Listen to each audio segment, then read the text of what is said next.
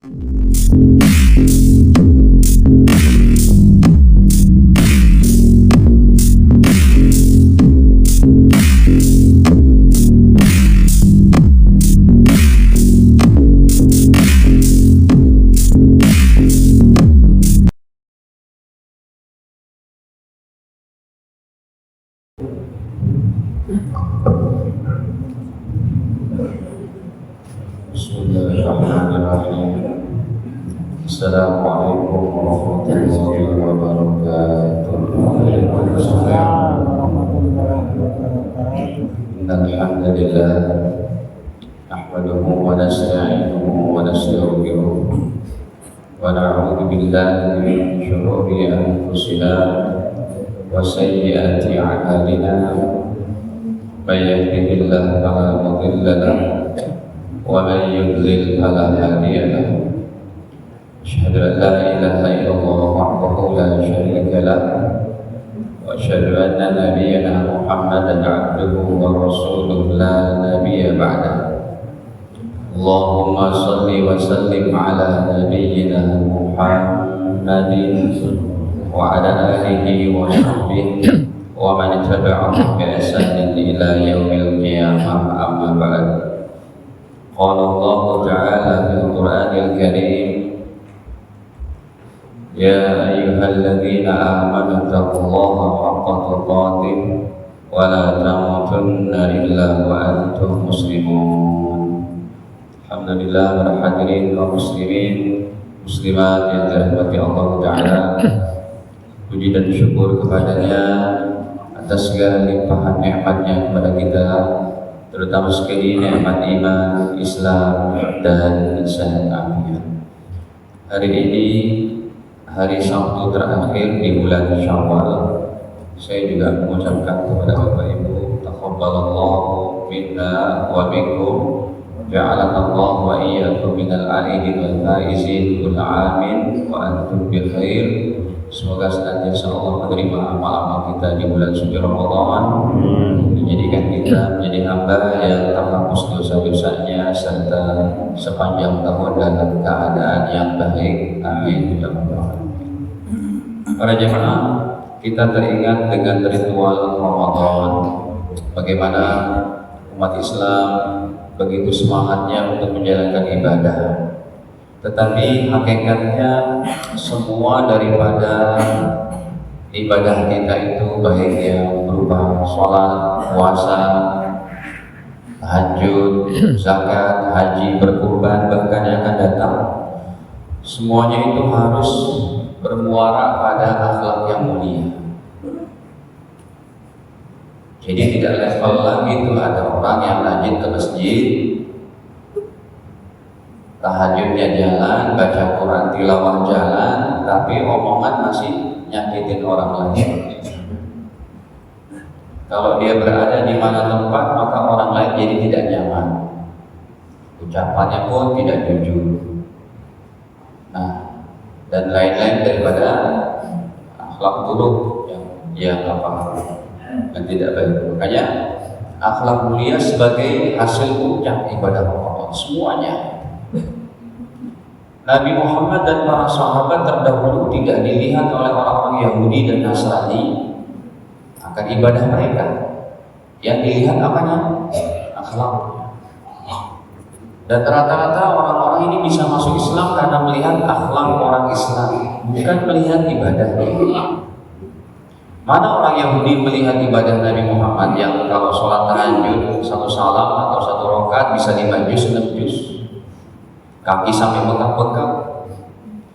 Ataupun mereka tidak melihat para sahabat kalau sholat tarawih itu yang hanya 11 rakaat dilaksanakan habis Isya, selesainya menjelang subuh. Hadis hasan riwayat daripada Imam Malik. Contohnya ini, pada pemerintahan sahabat mulia Sayyidina Umar bin Khattab radhiyallahu anhu, beliau memerintahkan kepada 2 orang sahabat yang paling baik hafalan Quran dan bacaannya, Ubay bin Ka'ab dan Tamimud Dari, ayyaquma linnas, mengimami para sahabat, ayyaquma linnas, untuk mengimami orang-orang saat itu dari asyara rakaatan, cuma 11 rakaat padahal sholatnya. Dari Isya, qala beliau berkata, waqad kana al-qari yaqra bil mi'ain, imamnya membaca ayatnya itu yang di atas ratusan ayat. Hatta kunna na'tamid 'ala al-isi, sehingga kami sholatnya pada megang tongkat. Kecapean maksudnya itu. Min tulil qiyam, karena begitu apa? Begitu lamanya berdirinya itu dua orang sahabat gantian, ini Ubay bin Ka'ab sama Tamim bin wa ma kunna nansarifu, dan kami tidak menyelesaikan sholat tadi, sholat tarawih tadi, illa fi furu'il fajri, kecuali mendekati adzan subuh makan sahur. Itu gak dilihat. Tapi kan kalau sahabat dan Rasulullah memang level mereka ibadah kuat, akhlak pun bagus. Para jemaah, Nabi SAW kisahnya ingat gak ketika beliau menyandarkan kudanya di dalam satu perjalanan di satu pohon, para sahabat yang lain mengambil posisi di tempat-tempat yang lain, istirahat sejenak saking capeknya dalam perjalanan. Pedang baginda Nabi pun ditanggalkan dekat satu pohon. Tiba-tiba ada seorang kafir Mekah, anak muda yang namanya Suraqah bin Malik. Habis sedang istirahat, tiba-tiba pedang Nabi diambil, lalu dihuruskan kemana? Ke leher Nabi. Kata Suraqah, man yamna'uka minni, ya Muhammad, siapa yang bisa menolongmu sekarang? Nabi Muhammad hanya menjawab sekali saja, Allah.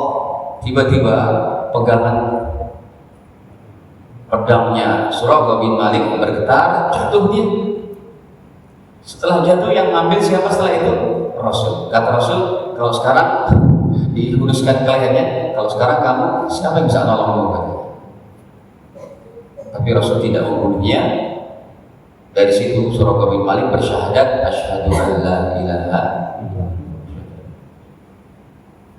Jadi para jemaah dirahmati Allah, semua hasil ibadah kita yang basically seperti sholat, ibadah mahdoh, ya, puasa, zakat dan sebagainya, harus menghasilkan akhlak yang baik. Akhlak yang baik itu apa? Yang pertama, di mana dia berada mindsetnya, bagaimana saya menjadi baik, orang lain juga baik. Yang kedua, orang yang berakhlak baik adalah orang yang selalu memudahkan urusan orang lain. Yang ketiga, orang yang berakhlak mulia adalah orang yang ada rasa kasih sayang kepada seluruh manusia. Tidak ada rasa kebencian sedikit pun. Dan ini yang tertinggi sebenarnya, yang nomor 3 ini sebagai inti daripada dakwahnya para anbiya dan rasul. Hadirin, nomor 3 ini, orang yang berakhlak mulia itu ada rasa kasih sayang kepada seluruh manusia. Dan itu harus juga kita usahakan, karena kitab-kitab wahyu yang Allah berikan kepada Nabi Adam, Shahifah Adam, Shahifah Ibrahim, Shahifah Nuh, Shahifah Yusuf, Shahifah Sulaiman, Tauratnya Musa, Zaburnya Daud, Injilnya Isa, semua kitab wahyu ini kalau diperas, diambil intisarinya, jadilah Al-Quran 30 juz. Ya Pak, Bapak Ibu, semua kitab wahyu yang udah pernah Allah turunkan. Ya. Tadi Nabi Musa apa kitabnya? Taurat. Kalau Daud, Zabur. Kalau Isa, Injil. Kalau Ibrahim, Nuh, Yusuf, Shahifah. Para nabi yang tidak punya nama kitab disebut Shahifah. Shahifah Ibrahim, Shahifah Nuh, Shahifah Yusuf, Sulaiman dan lain-lainnya. 25 nabi. Semua para nabi punya kitab pegangan. Kalau yang tidak punya nama kitab khusus disebut Shahifah. Selain Shahifah ada Tauratnya Musa, ada Zaburnya Daud, ada Injilnya Isa. Semua kitab wahyu ini diperas, diambil intisarinya jadi Al-Quran 30 juz, 114 surat, 6.000 sekian ayat. Al-Quran 30 juz diperas lagi, diambil intisarinya. Al-Quran 30 juz diambil intisarinya jadilah surat Al-Fatihah 7 ayat. Surat Al-Fatihah 7 ayat diperas lagi, diambil intisarinya jadilah ayat pertama, Bismillahirrahmanirrahim. Ayat pertama intinya adalah Allah Maha Kasih dan Sayang. Ayat pertama diambil dari kata Rahman Rahim, Rahimah Yarhamu Rahmatan, kasih sayang. Itu puncak pemahaman agama setelah sholat, puasa, zakat dan semacamnya. Yang keempat, orang yang berakhlak mulia yang tidak berbohong, berkata jujur. Yang kelima, orang yang berakhlak mulia yang selalu merendah, low profile, ilmunya tinggi, pangkat jabatannya tinggi, hartanya melimpah, tapi tetap dia memakai daripada filosofis padi. Bapak Ibu pernah masih melihat padi, Bapak Ibu? Kalau dekat pesantren kami masih banyak sawah di sana. Di Pak Timi berapa kali ke sana? Selamat belum pernah ya. Antum tega lah belum pernah. Hadirin, dekat pesantren kami itu depannya masih banyak sawah. Sawah padi. Padi itu kalau umurnya baru 1 bulan, tegaknya bukan main ya. Tapi kalau udah masuk 3 bulan, 2 bulan setengah, makin berisi, makin apa? Berundung. Orang yang berakhlak mulia, yang nomor 5, memakai filosofis padi, makin memiliki ilmu, harta, pangkat, jabatan, makin low profile, makin merasa nggak bisa apa-apa, makin merasa saya bukan siapa-siapa, makin merasa ini semua milik Allah.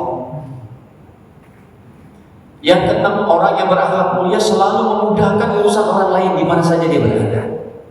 Yang ketujuh, orang yang berakhlak mulia selalu mendoakan seluruh manusia. Muslimnya didoakan ampunan, non-muslimnya didoakan hidayah. Yang kedelapan, orang yang berakhlak mulia, kalau dia orang yang berakhlak mulia kedelapan adalah selalu menghidupkan positif thinking dalam benaknya, bukan negatif thinking. Selalu menghidupkan husnuzon ketimbang apa? Suuzon. Yang kesembilan, orang yang berakhlak mulia kalau bertemu dengan hamba Allah yang umurnya lebih tua, dia meyakini, ya Allah, ini hamba-Mu usianya lebih tua dari saya, tentu amal solehnya lebih banyak dari saya. Kalau dia bertemu dengan orang yang lebih muda, ya Allah, hamba-Mu ini umurnya lebih muda dari saya, tentu dosanya lebih sedikit dari saya. Kayaknya kalau semua umat Islam kayak begini, Bapak Ibu, selesai masalah Indonesia. Karena setiap orang ingin menyampaikan kebaikan kepada orang lain. Para jamaah, kita dalam hadis-hadis akhir zaman, mungkin dulu udah pernah kita sampaikan, hadis-hadis akhir zaman itu para ulama katakan ciri-cirinya bukan hanya sholat subuh kita seperti sholat Jumatnya. Itu sudah pasti. Ciri-ciri Islam akan jaya yang kedua kali sebelum didatangkan idza zulzilatil ardu zilzalaha, sebelum didatangkan al-qari'ah mal-qari'ah wa ma adraka mal-qari'ah, sebelum didatangkan idza syamsu kuwirat, idza samaa'u fatarat, hal ataka hadithul ghasyiyah. Sebelum datang kiamat, Islam akan jaya kedua kalinya. Ulama bukan hanya menciri-cirikan alamat dan tanda-tandanya sholat subuhnya seperti sholat Jumat, tapi lebih dari itu. Bagaimana ciri-cirinya Islam akan jaya kembali?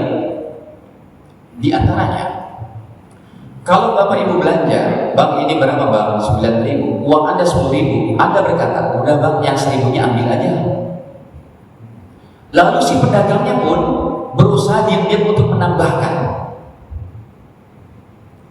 Ciri-ciri bukan hanya sholat berjamaah begitu maraknya pada sholat subuh, bukan ketika Ramadan pada hari-hari biasa, tapi juga ditandai ketika diantaranya ada orang-orang yang berdagang. Satu tokonya jual kismis gandum, margarin, minyak sawit, ya, kemudian susu. Yang ini juga jual kismis gandum, susu. Yang ini juga.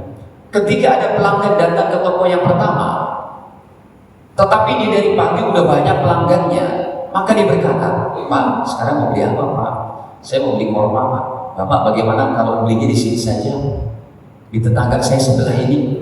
Kenapa? Mutunya sama. Kita ngambil dari grosir yang sama.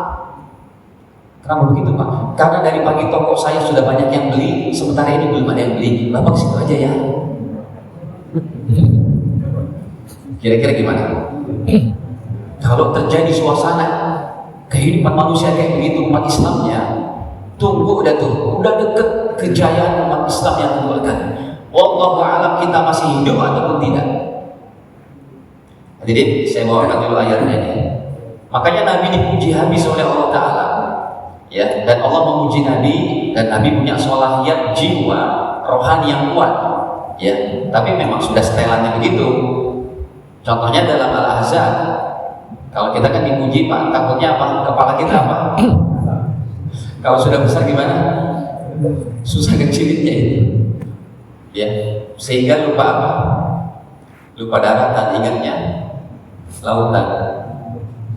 Surat Al-Ahzab 21 ini. Laqad kana lakum fi Rasulillahi uswatun hasanatun liman kana yarjullaha wal yawmal akhir wa dzakarallaha katsira. Laqad kana lakum, sungguh telah ada pada untuk kalian semua, fi Rasulillah, pada diri baginda Nabi, uswatun hasanah, suri tauladan yang baik, liman kana yarjullaha wal yawmal akhir, yaitu terutama bagi orang yang dia mengharapkan perjumpaan kepada Allah dan hari akhir, wa dzakarallaha katsira, dan banyak menyebut Allah. Sayyidina Ali bin Abi Thalib ketika beliau mau berangkat sholat subuh, ada seorang kakek Yahudi sedang berjalan, tertatih-tatih akhlak, beliau tidak berani untuk mendahului, khawatir kenapa-napa, terus saja itu. Padahal udah iqamat, beliau tetap menghormati itu akhlak, ya. Hadirin, diciri-cirikan juga diantaranya kejayaan Islam yang kedua kali dengan akhlak mulia, hasil dari kekuatan ibadah Ramadan. Makanya Ramadan kita akan sukses pada 11 bulan yang akan datang. Tetap kita berjamaah, tetap kita ngaji ilmu seperti ini, tetap kita untuk tahajud, puasa sunnah, tilawat, ditambah akhlak yang baik. Ini sebagai hasil puncak daripada ibadah kita. Rumah-rumah kita kan bertetangga dekat-dekat nih Bapak Ibu. Di antara akhlak yang baik adalah ketika pohon mangga Anda dahannya sudah nyampir kepada halaman tetangga, Anda datangi, assalamualaikum Pak. Iya Pak, waalaikumsalam, ada apa ya? Mohon maaf Pak, izin saya mau naik sebentar, mau nebang pohon ini karena pohonnya udah nyampir ke sini dahannya. Lalu apa? Kalau daunnya yang sudah kering jatuh jadi nyampah. Itu akhlak. Yang didatangi pun bilang, alah Pak, nggak apa-apa lah, sudah, biar nanti gampang sama, nggak begitu banyak. Ketika buahnya pun sudah berbuah, dia bawa seplastik, dia bagi tetangga kanan, tetangga kiri, itu akhlak. Jadi ada seseorang yang kendaraannya ditabrak sama anak muda Chinese, dia nggak sengaja, dia ngantuk, mana mobilnya bagus, udah gitu turun dua-duanya. Si anak muda ini minta maaf ya Pak, saya ngantuk, saya ganti, kata anak muda itu, ya anak muda orang punya juga gitu kan. Lalu kata orang Islam yang ditabrak tadi, dia bilang, udah nggak usah diganti kokoh, ya abang kokoh biar nggak usah diganti, ini udah ditakdirkan sama Allah di 50.000 tahun sebelum tercipta langit dan bumi, udah jalan deh, udah pada macam itu. Terus kata si anak muda ini, Anda siapa, agamanya apa, kok zaman sekarang bisa-bisanya seperti itu? Dan itu pernah saya coba, saya apa? Itu pernah saya mau mencoba akhlak baik kayak begitu, tapi jangan nyumpain saya ditabrak terus ya. Tapi betul, saya tidak berbohong. Ketika saya lagi ngambil uang di ATM, ya ada keperluan mau beli bensin apa gitu. Belum bensinnya nggak bisa pakai gesek gitu. Jadi saya baru datang. Ada orang ini pakai satu mobil, dia sudah selesai dari ATM, dia mundur, saya masuk. Saya udah parkir begini, dia mundur kayak kena dari mati saya. Terus saya mau bilang begini, udah Pak, nggak usah diganti, kayaknya berat banget. Dalam otak saya udah berapa panel nih, lumayan 1,5 juta, 2 juta. Itu kalau Anda minta ganti pun halal. Hukum negara dan hukum agama membolehkan. Tapi kalau Anda bersabar, itu puncak daripada akhlak. Makanya dipuji oleh orang yang seperti itu. Tapi tetap saya bilang, saya mencoba itu seperti apa yang tadi saya kisah. Saya mencoba, gara-gara saya mengisahkan, karena harus mengamalkan itu. Ya, kayak gitu.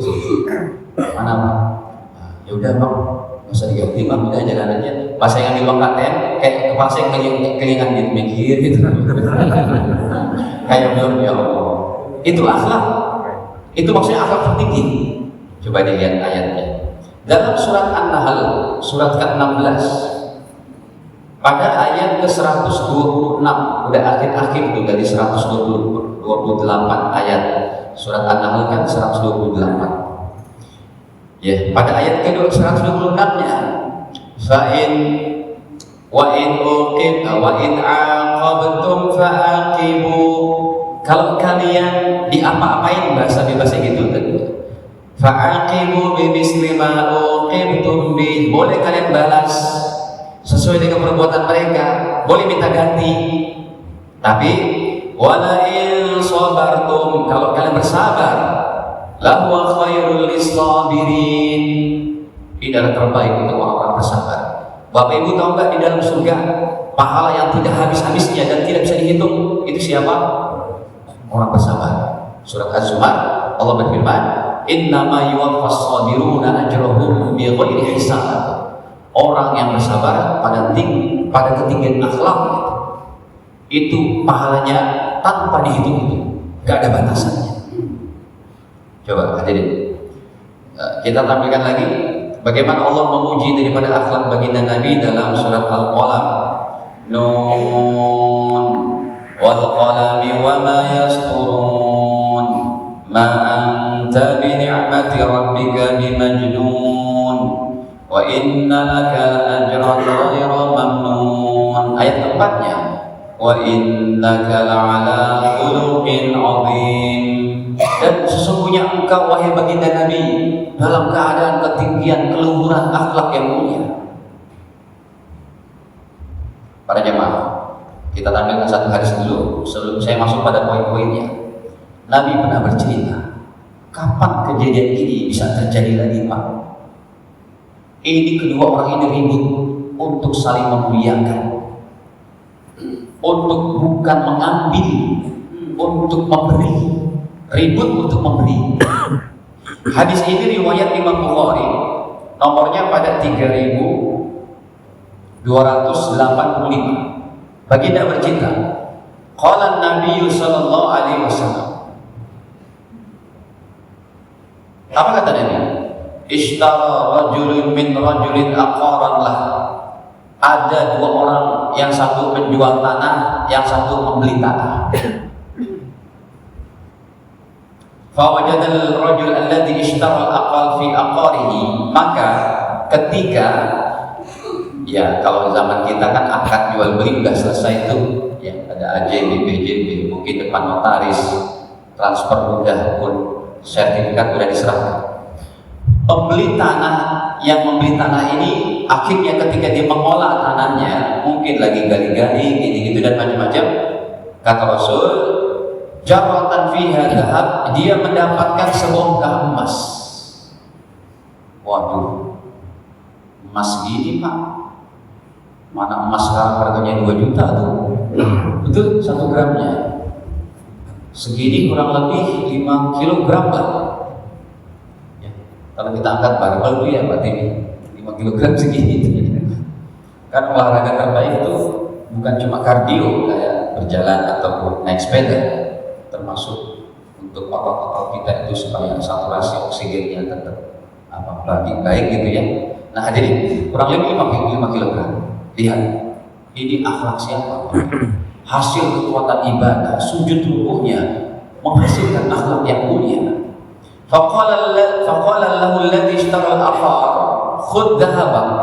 Akhirnya pembeli tanah yang mendapat emas dia berkata, ya Allah, ini ada emas. Saya tidak pernah beli emas daripada penjual tanah itu. Saya cuma beli tanah. Ini emas milik penjual tanah. Kira-kira kalau bapak ibu yang dapat emasnya gimana Pak? Ya Allah, ini emas 5 kilogram. Beli Pajero baru dapat 15 biji. Ya kan, kurang lebih 15 biji itu dapat. Tapi ini enggak. demi Allah ini bukan milik saya.